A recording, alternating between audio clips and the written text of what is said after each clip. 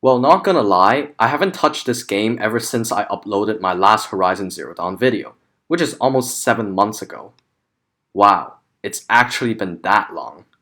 But very recently, it came to me that a lot of you really wish for the finale of this weapons ranking series. And it's especially crazy to me how one of my videos is able to reach over 3,000 views, which is something I never really expected. I'm guessing that has something to do with the game becoming free to play on the PlayStation Store just last week. But anyway, let's not waste any more time and get straight into it.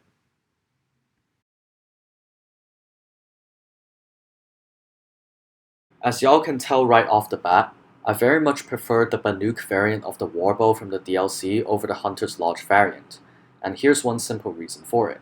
The Champion Bow has vastly superior elemental stats over the Lodge Warbow, in fact almost double. Some people might argue that this variant is not as practical when fighting against more than one machine at a time due to its long overdraw duration, which I do agree.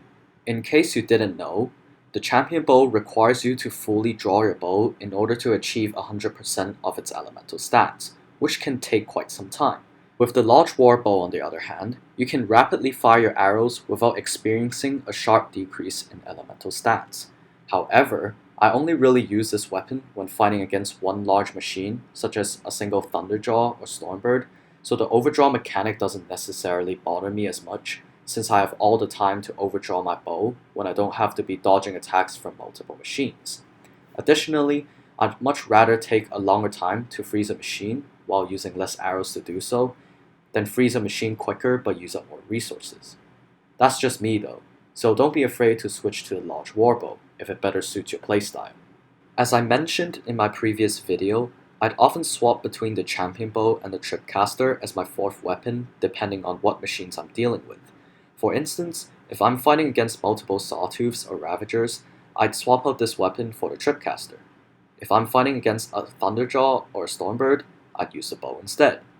While both these weapons are excellent, I feel like the Champion Bow deserves a higher rank, simply because, given how overpowered Freeze works in the game, since frozen machines take 200% extra damage, this weapon greatly complements the top 3 weapons on the list instead of being another high damage dealer.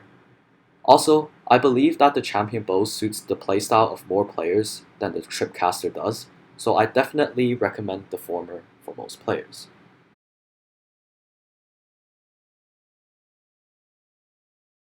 This, along with the top 2 weapons in the game, stay permanently on my weapon wheel.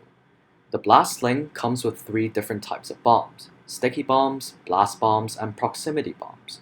Sticky Bombs stick onto machines and detonate a few seconds later, dealing high explosive damage. Blast Bombs, on the other hand, deal medium damage to machines upon impact, and Proximity Bombs can be fired onto the ground, acting as explosive mines.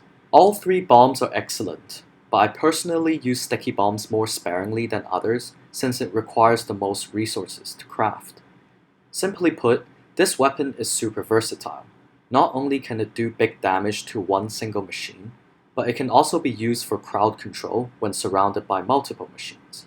In a very chaotic battle especially, bombs can be fired anywhere near the machines and can still deal damage due to its wide blast radius, which is great since you don't have to slow down and aim with great accuracy during a hectic fight.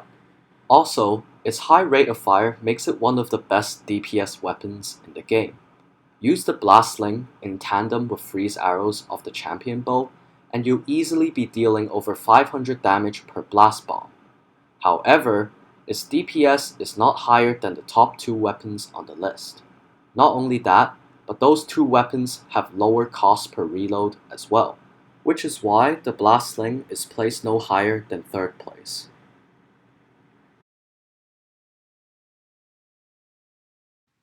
Before I reveal the top 2 weapons in the game, I just want to say once again that none of these weapons are terrible. They're all very unique and creative, each with very satisfying visual and sound effects. Most importantly, none of them are reskins of another weapon. So you gotta give Guerrilla Games a hell lot of credit for not only designing such amazing weapons, but you also gotta appreciate them for creating such an amazing combat system. Anyway, let's reveal the second best weapon in the game.